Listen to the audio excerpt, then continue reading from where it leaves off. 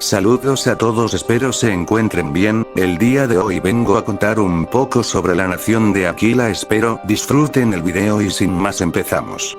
Historia. El reino de Aquila es una nación bien desarrollada, cubierta en su mayor parte por bosques templados y praderas planas. La población es una mezcla entre habitantes urbanos y agricultores rurales que están satisfechos con el gobierno verdaderamente democrático de la nación. La familia real de Aquila ha sido separada del Estado, convirtiéndose en puramente ceremonial, mientras que el gobierno democrático real supervisa el país. La industria maderera de Aquila es una de las más grandes, con muchos edificios y casas construidas casi completamente de madera y que se asemejan a grandes cabañas y cabañas. Los principales centros urbanos, sin embargo, están construidos de ladrillo y hormigón. Dado que Aquila es en su mayor parte sin salida al mar, la principal rama de combate es el ejército, apodado el Ejército de Hierro por los países de Centaura del Sur. Tienen la reputación de ser una fuerza obstinada, que no está dispuesta a renunciar a ningún pedazo de su tierra. Los soldados están entrenados para soportar condiciones difíciles, a diferencia de los reclutas de ejércitos extranjeros. Al igual que otros países, Aquila nació tras la caída del Imperio Librano, rodeada de otras naciones jóvenes y ambiciosas, que querían expandirse y aprovechar los amplios recursos que les ofrecían las tierras centauras del sureste. Después de siglos de conflicto, la nación que emergió como la potencia dominante en la región fue el reino de Aquila.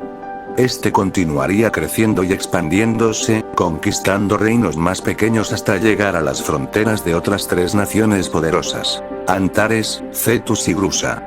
Después de una breve pelea entre el segundo, Cetus optó por firmar el Tratado de Persea, estableciendo una frontera reconocida entre los dos reinos. Antares y Drusa, sin embargo, tuvieron ideas diferentes. Las tres naciones librarían guerras por los territorios de la otra durante los próximos siglos. A finales de 1700, Aquila obtuvo una victoria decisiva sobre Vega, que se había separado de Drusa, y Antares, ganando territorio hasta la meseta Murus y capturando una porción de tierra de Antarea que le dio a Aquila acceso al océano Librano. Aquila detendría su expansión en ese momento y, en cambio, se centraría en construir su propio mercado ahora que tenía acceso al comercio marítimo. Vega nunca volvería a intentar una incursión en territorio aquilo, al igual que Antares, ya que había sufrido demasiadas pérdidas. A finales del siglo XIX, Aquila llevó a cabo una revolución mayoritariamente pacífica, arrebatando el poder político a la monarquía y entregándoselo al pueblo. Debido al pasado histórico mayoritariamente positivo de la familia real, se les permitió conservar su estatus como realeza, pero no tendrían voz en el gobierno, desempeñando un papel puramente ceremonial como representantes de la nación. Antares, creyendo que la democracia había debilitado a Aquila, lanzó una ofensiva para recuperar la tierra que habían perdido hace siglos. Pero la invasión terminó con una rotunda derrota antarea, dando al ejército de Aquila el apodo del Ejército de Hierro. Huelga de bomberos de 1929. Volucris, Aquila. En la tarde del 12 de enero de 1929, los cuarteles de bomberos de Volucris organizaron una huelga en protesta por los salarios injustos. Además de las llamadas de incendio normales, a menudo se habían enfrentado a incendios de ataques de resistencia, algunos de los cuales eran extremadamente peligrosos ya que podía haber municiones sin detonar. A los militares no se les pagaba lo suficiente para hacer frente a estos peligros casi diarios. Los bomberos marcharon por las calles de la otrora capital de Aquila, enfrentándose a la policía territorial, una rama del programa de aplicación de la ley Antaria en los territorios ocupados. Lo que comenzó como una protesta no violenta se convirtió en un disturbio a lo largo del día, con algunos edificios incendiados a propósito por los bomberos. Se utilizaron mangueras de agua contra la policía, que se había puesto escudos antidisturbios al anochecer. Algunos edificios continuaron ardiendo durante toda la noche y ninguno de los bomberos ayudó a extinguirlos. Ustedes nos queman, nosotros los quemamos. coleaban, haciendo referencia a la quemadura que había ocurrido más de una década antes. Los disturbios continuaron durante los 2 días siguientes, con el despliegue de tropas del ejército de Antares de una guarnición cercana para sofocar la conmoción. Los bomberos se vieron obligados a extinguir los incendios bajo amenaza de ejecución, y el 16 de enero la huelga había terminado. Los disturbios habían llamado la atención del alcalde. Con el fin de evitar que una huelga de este tipo volviera a ocurrir, firmó un proyecto de ley que aumentaba el pago por riesgo para el departamento de bomberos de la ciudad. Un raro éxito. Los bomberos consiguieron lo que querían, pero solo el tiempo irá si continuarán sirviendo a los antareanos. La mayoría creía que debían seguir haciendo su trabajo por el bien de todos los aquilios que vivían bajo el régimen de Escorpio. Ejército Aquilio. El ejército Aquilio, también conocido como el Ejército de Hierro, estaba formado en su totalidad por voluntarios. No era obligatorio el servicio militar obligatorio, a diferencia de la mayoría de los otros países centauros. Pero como resultado de una fuerza totalmente voluntaria, el número de personal en el ejército era proporcionalmente mucho menor que el de las naciones vecinas. Sin embargo, todavía superaba al ejército de Cetus en términos de mano de obra. Para compensar la falta de reclutas, los reclutas aquilos se sometían a duros ciclos de entrenamiento. Se esperaba que se adaptaran en el campo sin comida ni agua durante horas y horas, y muchos pudieron acondicionarse con éxito. Sus habilidades serían útiles en las llanuras y pastizales, donde las fuentes de agua eran poco comunes. El apodo del Ejército de Hierro se le dio a los aquilos cuando, a principios de 1800, resistieron un importante asalto antáreo desde el sur. Antares en este momento no estaba tan avanzado tecnológicamente. Después de esa guerra, los aquilos pudieron mantener sus fronteras con pérdidas mínimas. Desde el siglo XVIII, el ejército de Aquila había actuado principalmente en defensa propia. No se había visto a sí mismo lanzar una ofensiva durante siglos, por lo que habían dominado el arte de la defensa en ese mismo período de tiempo. Desafortunadamente, con la falta de ofensivas, el ejército aquilio no se vio impulsado a innovar nuevas tácticas de guerra. En 1912, el ejército aquilio era irremediablemente anticuado, no ayudado por su falta de innovación en tácticas militares o tecnología, y aunque los soldados seguían siendo fiables y valientes, el declive de la calidad del ejército en su conjunto resultaría desastroso para su próxima guerra.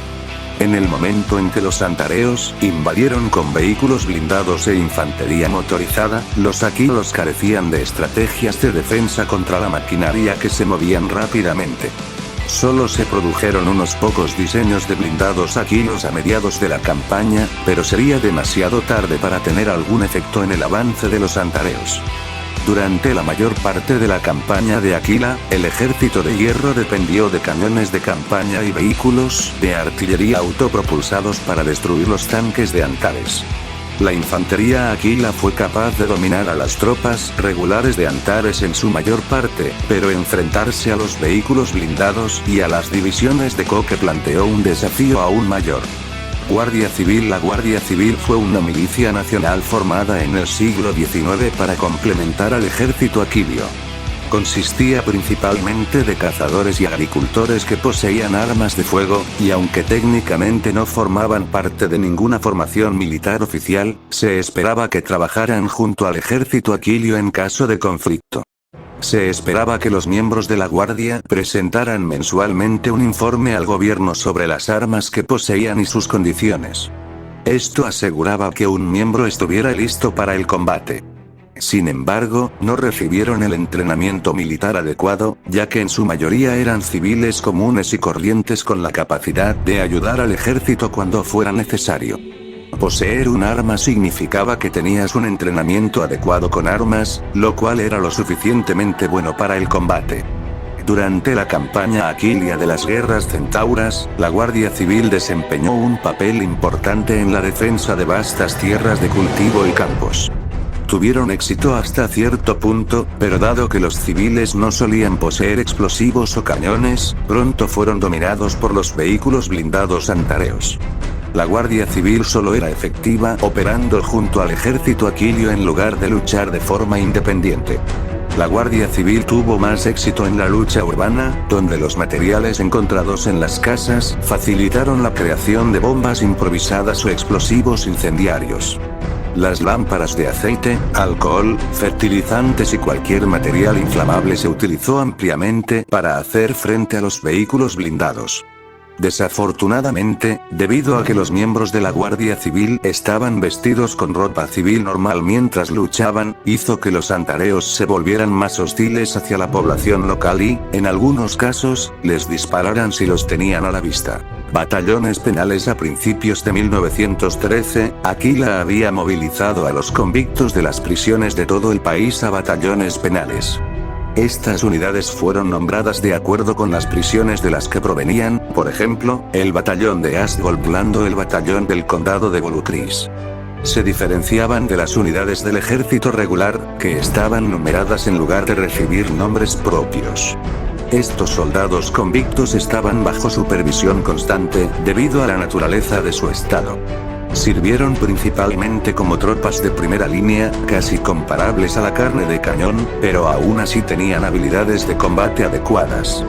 Al final de la guerra en 1914, muchos de los convictos supervivientes habían huido con éxito al desierto del norte, vigorizados por la venganza contra los ocupantes antareos.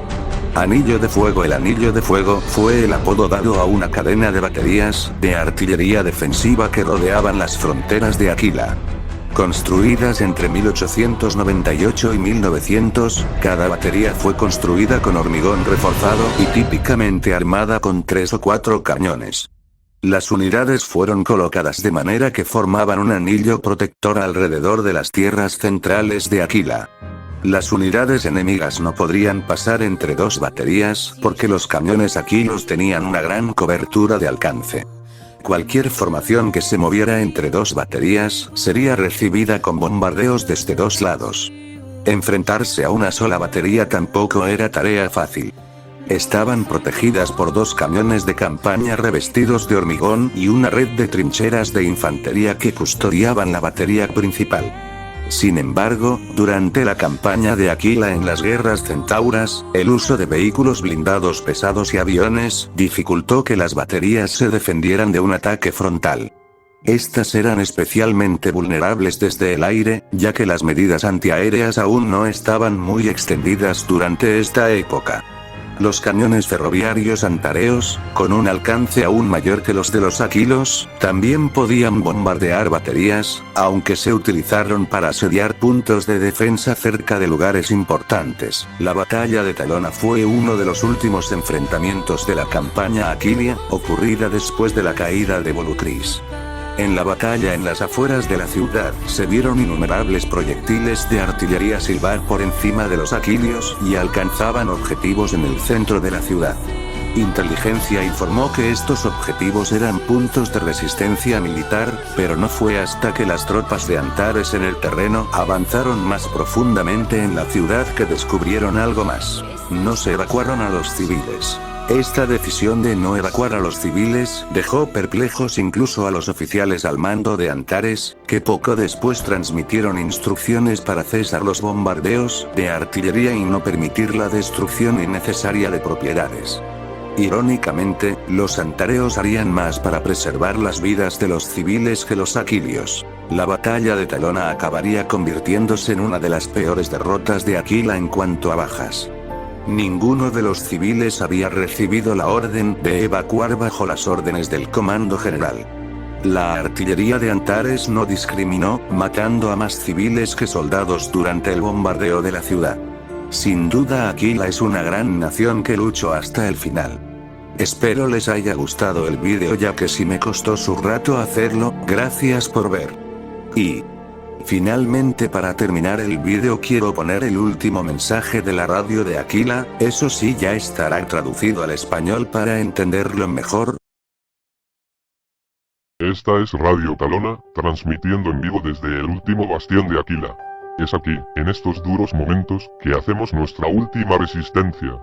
Esas llamas que incendió el enemigo arden cerca de nuestras murallas, sin embargo nuestra determinación arde aún más fuerte.